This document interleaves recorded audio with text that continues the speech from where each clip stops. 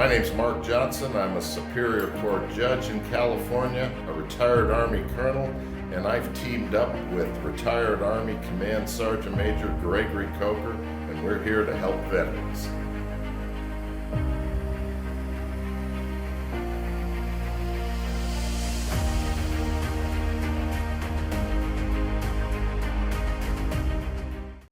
Hi, my name is Mark Johnson. I'm a California Superior Court judge. For the last 9 years, I've had the privilege of presiding over the Riverside County Veterans Treatment Court, and I'm here today with our mentor coordinator, who's retired Army Command Sergeant Major Gregory Coker. Greg, if you'd like to introduce yourself. I am Greg, or retired Sergeant Major Gregory Coker. I did 26 years, 9 months, and 11 days in the Army.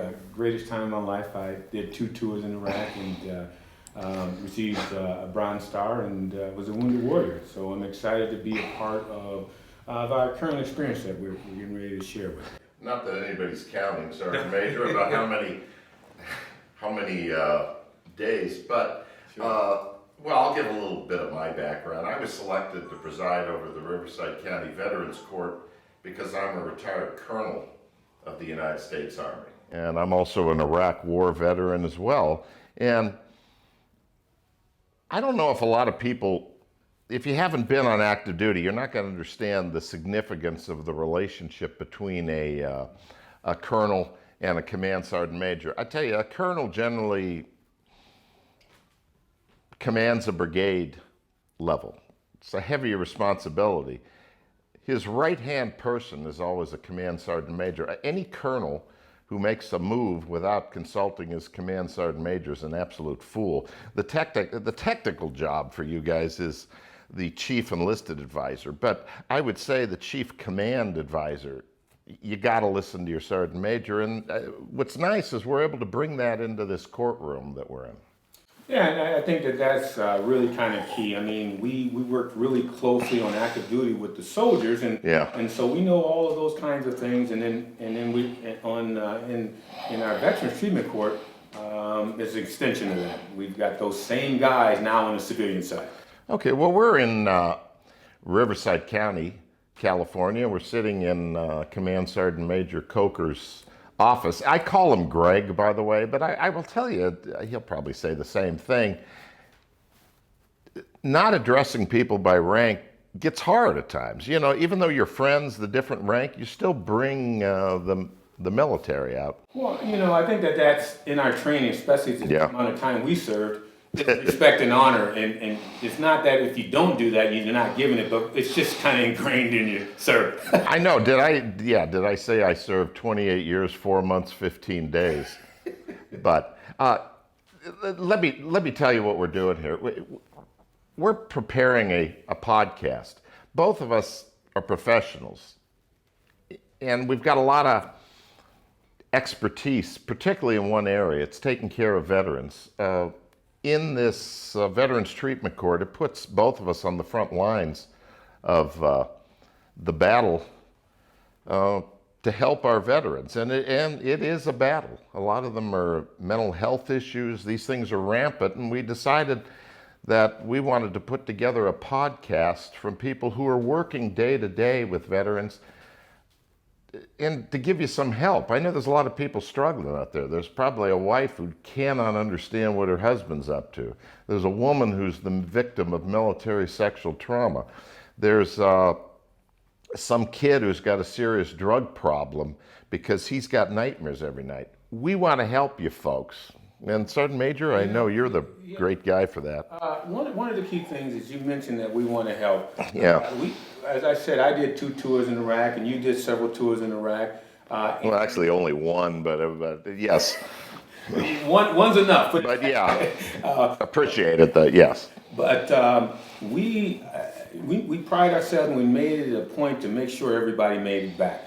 However, we got back, and Yeah. how many people we've lost on the civilian side, and that just is a huge motivator for me, is that I didn't lose anybody in Iraq. I've had some challenges, but when I get back to the civilian side, so we've lost some people in Yeah. court, and that's how serious this is. And I'm not including those who've died from natural causes, veterans like heart attacks, the elderly veterans. We've lost 4 in the Riverside County Veterans Court. I've had two veterans who committed suicide, both of them with small children, and another 2 who died of drug overdoses. These are young, they're all males, all 4 of them.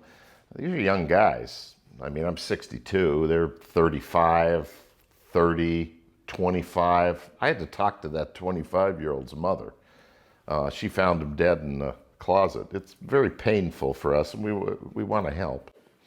So, to that regard, this Yeah. is a serious, what we're talking about, and we're going to have some guests, we're going to have some different people coming from different areas, and it's not all doom and gloom. This is not by any means a doom and gloom. This is really just 2 veterans that really want to help and give back and just kind of share some insight. Yeah, and there's 2 things. Let me just say this. I'm a judge. I make no money on any of this. In fact, I'm looking at Tony now, who's filming us, but I was paying Tony to do this, but I don't get anything out of it. Sergeant Major Coker has a charity, the Reaching New Heights Foundation, that's been recognized by our California State Assembly and by our U.S. Congress. If you want to help anybody, help him, but like I said, I'm not getting anything. No, I don't have any money motive here. I'm just here because honestly, I'm tired of losing vets. And we want to have a series of shows, or I guess podcasts is what everybody calls them now, series of shows that actually describe a lot of issues that are of importance for veterans. And I think for us, being a judge, and I'm actually the CEO of Reaching New Heights Foundation, and I work with a great team of volunteers. But to bring some issues and bring some topics that are going to be relevant and kind of give some insight to folks, and that's why I'm here. And my biggest thing is the mentoring and sharing and being a part of that, helping the veterans. Okay, and when you see this, and I'm hoping you're watching this, and I'm hoping you'll follow us, when you see this, we should have a couple other shows. The first one is going to be entitled something roughly, "You and Your Veteran Need Help, Where Do You Go?" And we're going to talk about the resources out there at the Veterans Administration, at mental health. Yeah, and there are a lot of resources out there. However, the biggest challenge, you may be out there and saying, well, yeah, there's a lot of resources, but my veteran husband, my veteran son, my veteran daughter, they don't want to take it. They don't want to be a part of it. What do I do? Mm-hmm. And so there are various things that we will probably discuss on how do you do that kind of thing? How do you get them to help? Well, I tell you one guy as a start, or folks like Sergeant Major Coker here, I can't tell you the times I have sat there with a veteran in front of me in court. This is one of my caseloads. A veteran in front of me in court, and I'll sit there and just throw out there, if you have any bright ideas, soldier, at 2:45 in the morning, you get right on the horn, you call Sergeant Major Coker. And I just realized I never asked him about that. Yeah. Yeah, I know, no. In fact, actually, Mark, those are some of the best calls we take. That's cool. Because a person who calls you at 2 o'clock in the morning, they're calling you because they need help. This is not to hear a joke. It's not to tell me a bedtime story. This is because they need help, and more importantly, they want help. Oh yeah. So that's the first one we're going to attack. I try not to use those terms. I was in the military. Sorry, but that's the first issue we're going to address. I tell you, if you're looking for me to slam the Veterans Administration, you ain't going to find it here, because I've been working with the VA now closely in our Veterans Court since January 1, 2012. They are phenomenal. I know it's popular to get up and slam the VA, but I tell you, I don't have a criticism for them at all. In fact, I think they go above and beyond to help our veterans. It's probably your experience too. It absolutely is. And here's what I say. There is no system out there that's perfect. There is none. Bar none. There's no perfect system out there. However, when you look at what the support of the Veterans Administration, the VA, there's only out of 10 people, probably 2 to 3 at max get their support from Yeah. the VA. True. And so they take the toughest. They take the ones who can't get it anywhere else. And so, yes, they're figuring it out. Yes, they have challenges, just like anything else. But the clientele Yeah, that they I know. have can't get any help anywhere else, and they're working it out. They're looking at solutions and they're trying. And like anywhere else, any other job that you go to, you've got Yeah. challenges. Then the next show after that would be PTSD. There is hope. And, we're going to talk a little about post-traumatic stress disorder. I can give you legal definitions out of the Diagnostic and Statistical Manual of Mental Disorders, number 5. That's the latest one. I can do that, or I can tell you examples. I have had veterans in my court that you would not want to walk up behind because you're afraid they might attack you. I had a veteran who lived in Pomona and drove into Riverside to court, about 30 miles on the 10 freeway. This veteran would take 3-4 hours to get to court because he couldn't take the freeways. Because on the freeways, there's overpasses, and these overpasses in a combat zone are places of threat. You don't want to drive with somebody having that kind of access to your Humvee when you're up on the gun or anywhere in that truck.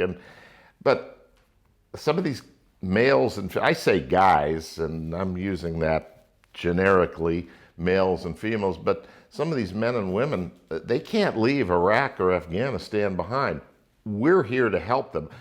Sergeant Major, you've probably seen some miracles, I'm guessing. Yeah, I have, and you know when I look at PTSD and challenges some of the veterans I have, is I don't look at them in judgmental.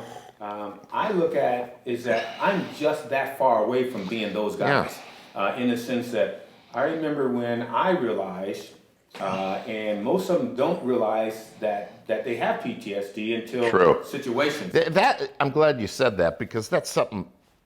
They don't know that. They don't think there's anything wrong with them. It's just I'm heightened awareness because I'm trained. Yeah. And I remember. I can tell you the day, the event that happened that I realized that I had PTSD, and it's still emotional to me when I realized that, and I remember who it affected and how it affected. So to PTSD is real, and I don't think that most folks have. And I'm going to use the term civilian side. When I say civilian, not in the derogatory mean, it just means that someone who didn't serve in the formal military. Not that you didn't serve, because a lot of our first responders are serving just to some of the other folks. But there are a lot of them don't realize that they have it. And there is help out there, and it's really got to be a point of non-judgment. I got to tell a story.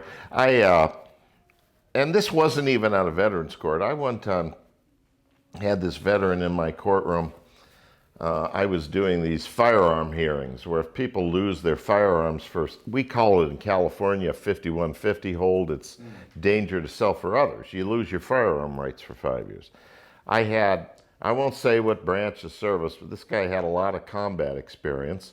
He lost his firearm rights because his wife found him literally with the child sitting by and a loaded 9mm, bullet in the chamber, safety off, with this gun pointed in his mouth. She called 911. Thank God this guy didn't do it, but he came into court wanting his firearm rights back. And he was climbing the walls. This was after 4 months. He had lost them for 5 years. You're allowed to come ask me before the 5 are up. It was literally frightening to see. I remember saying to him, and okay, I'll say Marine. He was a Marine. I said, Marine, I'm not totally sure that you're not going to shoot a trick-or-treater who comes to your home. Well, I told him, I said, tell you what, you get treatment from the VA. You come back in 2 years, and I will give strong consideration to giving your firearm rights back. We had somebody from our local Veterans Center come over, sit with that Marine that day. He came back 2 years later with his service dog, his wife, and I didn't recognize the man. I remembered him, but I didn't recognize him. He was like calm and relaxed. His wife was testified, said he's doing amazing. He's so relaxed now. He's a better husband than he was before he went to war. And then she told me, I'm just trying to get him more romantic. And I said, man, you married a warrior. Don't push it. He's doing well. But I did tell him to take his wife out to dinner as I returned his firearm rights. So, yeah, no, I mean, there's good stuff that happens in court. But, you know, the next thing we wanted to talk about, another show about some of the other mental health issues. You know, major depression, traumatic brain injury, that's common. That's from a blast or something. IEDs are one of the primary weapons of insurgents. And drug and alcohol abuse, which is rampant with our veterans. I'll tell you what happens, a lot of them. A lot of these veterans, they've got post-traumatic stress disorder. They come back, they start using alcohol or methamphetamine.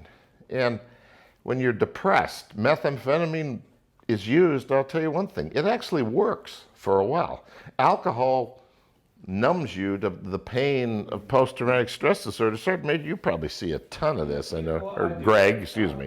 I do, and really what a lot of times people look at is the behavior, of course. They look at, you know, that they're use, but they miss the root cause of that. True. You know, because these guys are doing things to alleviate other things, and so, you know, they say, well, you're just an alcoholic.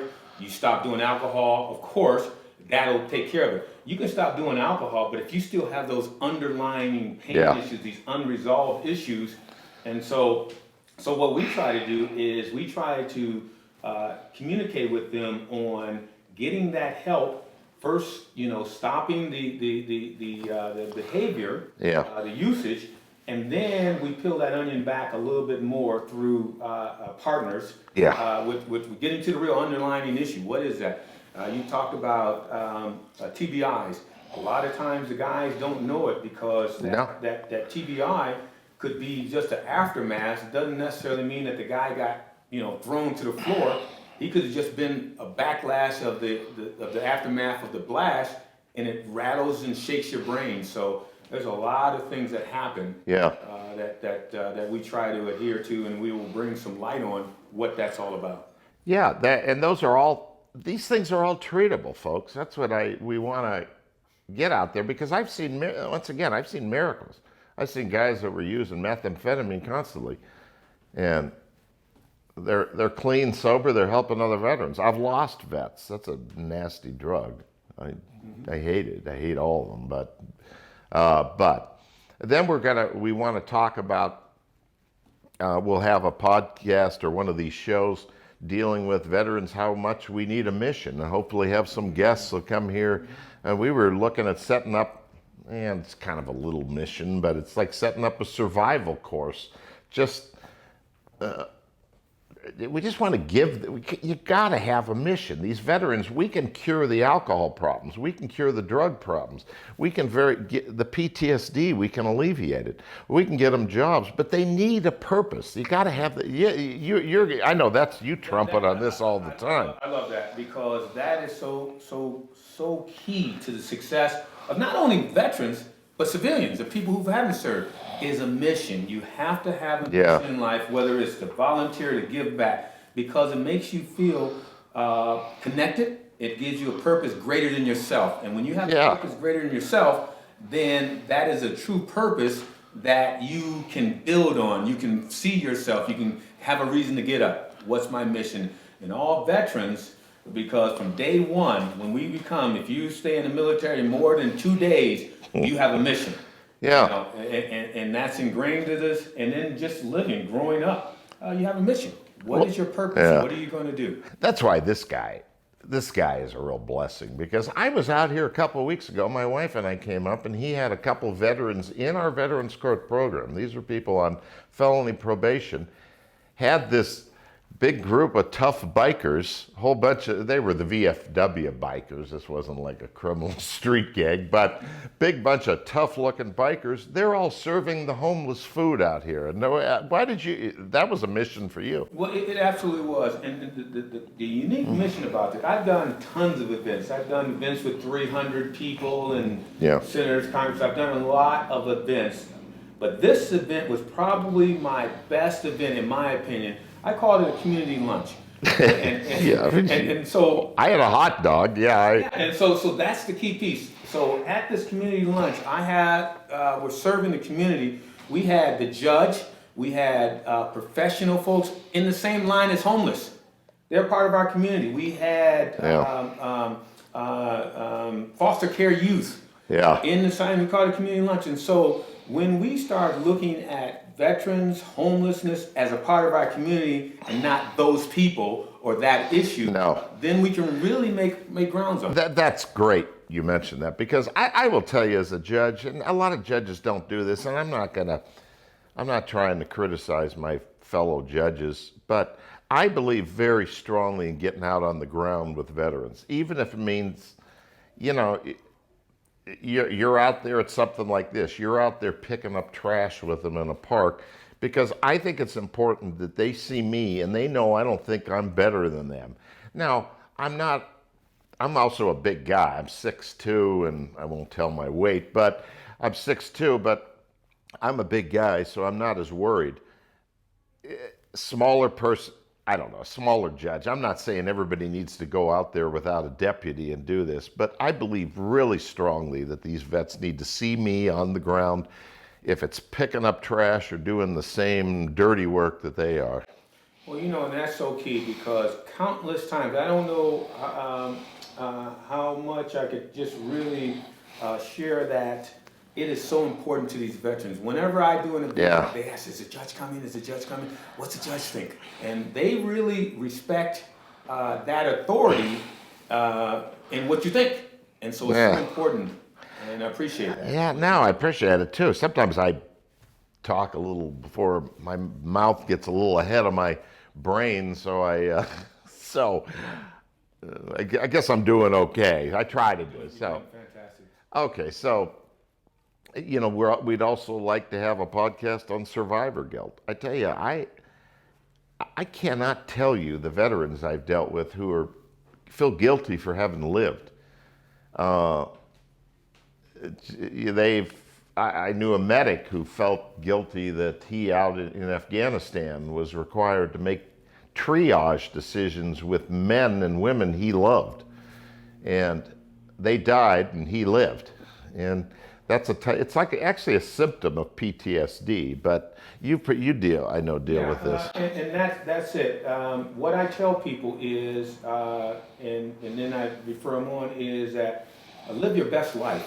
Even though, you know, so those individuals that has gone on, so to be a purposeful. And so I always try to encourage those to that. What would that person want you to do? And I don't go into counseling mode, but at its essence and at the core of that is that person who's suffering that survivor's guilt just are in a mode that they just feel so bad about the choice and the decision that they had to make, and why them. And I just share at the beginning is that they did that so you could live your best life. They did that so you could go on and continue to. Yeah, I'm glad you're telling that, because I can tell you, it's you talk to some of these young men and women, and I can see rationally as a third party they've done nothing wrong, but it's very hard for them to see it. I don't know. Just keep telling it to them. That's all I can figure. Then there's some deeper levels of counseling that we send those guys to the VA. We send them to other places, and we've got some people on board. But really, at the beginning, at the onset, you're here for a reason. You know, this is not a mistake that you're here, and that's the key piece that people want to know, that they have a purpose, they have a mission. You're here for your mission. We'll have one episode on or presentation or whatever the wording is on veteran suicide. You know, I'll take you back. 2012, there were 7,500 veterans who killed themselves. I've had 2 or 4, depends on how you look at it. I've had 2 that left suicide notes in our court. Another 2 young men and women who died of drug overdose. Young men who died. 2 men died of drug overdoses. And that's hard. It's really hard losing them because you have to remember, I'm seeing these vets in court. I'm talking to them. I ask them, what can I do to help you? And next thing you know, they're dead of a drug overdose. I think the 2 that died of the overdoses, I think they were suicides. They just didn't really care anymore. But you hear that 22 a day? That was put out by the VA. That was accurate. It's actually down to 20 a day, which I'm happy. But I know you, Sergeant Major, you deal with this. Well, I know, and then I remember, and one that still rings chills, when we talked to the young man days before, we rallied around him, and this Marine was really, and it never leaves you. No. For me, it doesn't leave you, and so what we try to do is, always put our best foot forward, always giving the best that we can, and rally around. And so we learn from those experiences. We learn, not in a sense, what could we have done different, because that's always the thing that you sit back and say, if there's something I could have done different. No, we just add resources and we continue to move on. No, that is true. We will put up the suicide hotline. Please use it. Please call 911 if you've got a vet who's hurting and you're worried. Err on the side of making those calls, because I tell you, I know this sounds. I told some veteran one time. One veteran was a little irritated about me. I called 911. And the police took him in, and he was actually a little mad. And I said, well, I'll tell you what, I'd rather have you be alive in jail than dead on the streets. Yeah, and that's so true. I did a presentation with a group of veterans, and I asked them how many, I had the suicide hotline card, and I had like 50 of them. I said, how many of you guys know anybody who's, suicidal? And some said, and then some of those groups, they're reluctant to say anything. But I said, how about this? How about each one of you take that card and just give it to somebody if you think so? I'm not saying what they feel, ratting them out or them where they'll be, 5150. No, but just give them a card. And so I made sure everybody in there just had a card. And so I think sometimes it's so small awareness things. You're right. That we just got to go forward. Let me say this. I'll say this for the whole world. It's not ratting out a veteran who's thinking of killing himself. You are doing that vet a favor. Yes. And we're going to talk about military sexual trauma. And we're going to, by the way, we're going to have guests on all these things. And this is a sensitive thing. I try to learn. Especially, I honestly, as a judge, I get a little scared sometimes talking to a lady if I've known she's been the victim of this. But there's a lot of it goes on active duty. I can tell you, as a father and a retired colonel, it's reprehensible to me. But I think the military's doing better. But I deal with it in the courtroom, and you have too, Sergeant Major. Or Greg, I think so. That was probably, and it's maybe taboo to say, that one is more prevalent, I would say, than what we recognize as PTSD. Oh yeah. So it's the unsung story that happens. And yes, I did 26 years. Was I aware of it? Did I know about that kind of stuff? And you kind of would think, well, you've been in there, and how could it be? Well, those kind of things travel, I think, in undercurrents. Oh yeah, and yeah. So my whole piece, anytime we've had any scenario with that, we kind of adjudicated it. But yes, I think that is a topic that we need to discuss more. Yeah. Across the board, active duty needs to do more. Yeah. We need to do some things, and we need to understand it and work with it a lot more. We're gonna, talk just a general show about getting your life back. I tell you what, I guess I can go to my grave happy about a lot of the stuff I've done. I've obviously certainly made no shortage of errors, but this court has been just amazing, and I've seen veterans get their life back. There's some guy, a lawyer now. He was going to prison. We took him into the court. He's now graduated from law school, and that's what we want to see. But little methods. There's ways to clean your record, jobs, all that. I know. I always, like I said, poor Sergeant Major Coker, he's like the go-to guy for everything. Talk to Greg Coker, he'll get you fixed. He'll get you squared away. I have a classic saying that I tell these guys to get through this program. Yeah. Classic saying. But to get through this program, you get through this program and go through the program and do okay. Then you can go through the program and do good. And then you go through the program and win. I'll show you how to go through the program and win. And the way you go through this program and win is you come out of this program and you got people like myself, like Mark, Judge Johnson, saying great things about you. Saying that's how you win. So there's several ways you can go through this, and most of the guys want to go through and win. And we're able to share the message of showing them how you can go through this program and win.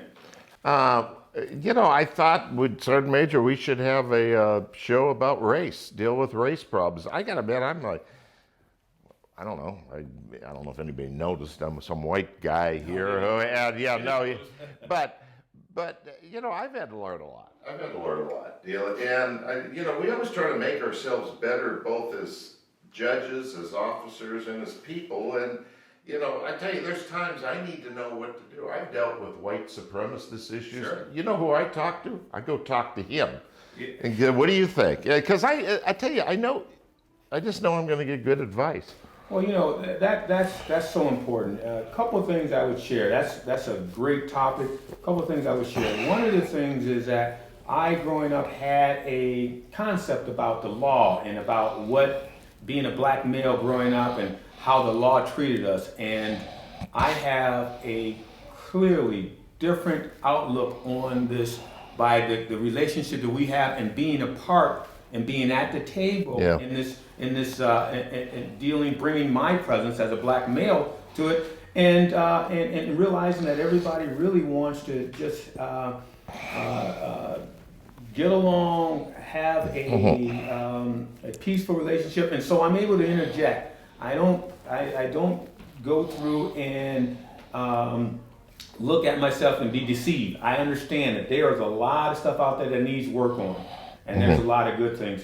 And when you talk about the white supremacist guy, what I learned in the military is there's a couple concepts. As a sergeant major, treat people with respect, dignity, and honor. Yeah. In fact, that white supremacist was directed for me to get a mentor for. Oh God, I know. I ask a lot of this guy, but let me tell you one thing. I do want to say this. When I just said that's something I was thinking. I said that was asking a lot. No, it wasn't asking a lot. He's a command sergeant major. Absolutely. That's what he does. And so, then I'd like to have a kind of a fun show. I want to bring, entitled Service Dogs, the Unsung Heroes. Let me say this. In court, we have the service dog R&R Center. It's right down in front of the bench, which is usually land in a courtroom that's considered to be sacred ground. But I don't care. It's called the Well, by the way. But we've put a big bunch of green fake grass. We've got water. We've got like little water bowls and some toys, and it's a little place where the service dogs can come with their veteran to court and kind of chill. I tell you, when I say they're the unsung heroes, I don't know what they do. They just alleviate symptoms. Yeah, I think that service animals, service dogs, and all kinds of, they've got so many names, but I think it all kind of started with the military and the service dogs. But you've got comfort animals, comfort raccoons. Well, I'm going to leave it to dogs. There's no ostriches or anything, but but these are like PTSD service dogs, and I've seen these. A lot of these vets won't go anywhere without them. And let me just say this for the world: any service dog is welcome in our court, and if you bring him down right now, you get some fresh cold water and a snack. Absolutely, and that's so. I think that adds a little bit of, or a lot of just, community and just realism. And us, and you, Mark, being really someone who cares, and you're adding a genuineness and a just acceptiveness when you put that thing. Because no other court, I've never seen that in any other court. Well, I was raised in fairly humble beginning. No, nobody, if you ever put on airs in my house, you either got slapped down by my mother or my father. You weren't allowed. My dad always used to love saying, "Who do you think you are, Clark Gable?" Or I don't know. You weren't allowed to be. You were supposed to be humble. But so those are the kind of things we're going to be talking about in our upcoming shows. I hope you'll follow us. Like I said, we got a lot of professional experience in this area. We can help you. Please, the suicide hotline numbers will be here at the end. And please feel free to follow us. And like I said, if you got anything you want us to do, want us to address, we'll do our best. Try to get somebody on here to talk. And I think so. And our whole piece is that we'll deal with serious issues. We'll keep it positive because it's easy to find negative. You don't have to go very far.